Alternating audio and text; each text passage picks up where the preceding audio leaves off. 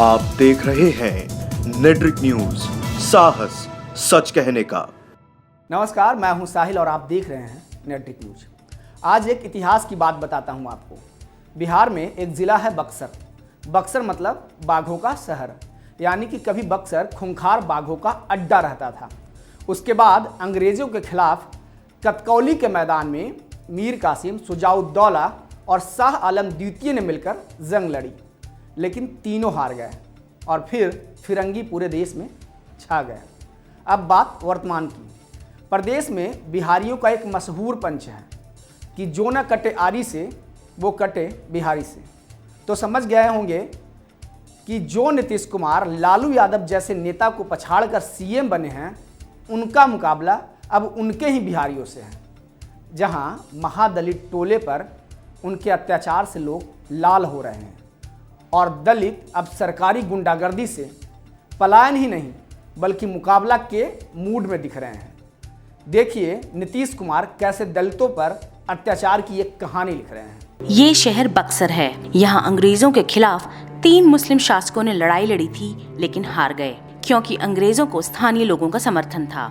अब हम आपको कुछ दिन पहले नीतीश कुमार की विकास यात्रा की कहानी बताते हैं, जहां नीतीश काफिले के साथ पहुंचे, लेकिन कारकेड पर नंदन गांव के समीप अचानक से हमला कर दिया गया, जिससे पुलिस सख्ते में आ गई।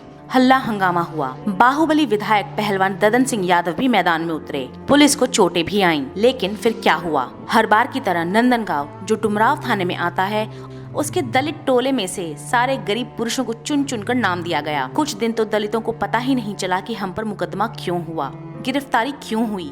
जब बाद में जानकारी ली तो पता चला कि नीतीश के सिपाहियों ने दलित टोले के लोगों के खिलाफ नाम दे दिया और जेल भिजवा दिया। कुल मिलाकर 51 नामजद आरोपी हुए, जहां 28 लोगों ने तो जमानत ले ली, लेकिन महादलित जो खाने के मोहताज थे उन्हें जमानत नहीं मिली। बेल कैसे मिल जाएगा?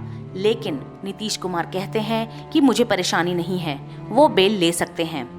लेकिन सवाल ये उठता है कि क्या सचमुच नीतीश कुमार के काफिले पर दलितों ने हमला किया था, या फिर ये दुस्साहस किसी और ने किया और भुगतना इन्हें पड़ा, क्योंकि इनके शरीर की हालत ऐसी नहीं लगती कि साहब के काफिले पर हमले की सोचे भी। खैर, तो देखा आपने, सरकारें किसकी भी हो, लेकिन दलितों पर हमला और अतिक्रमण लगातार जारी है।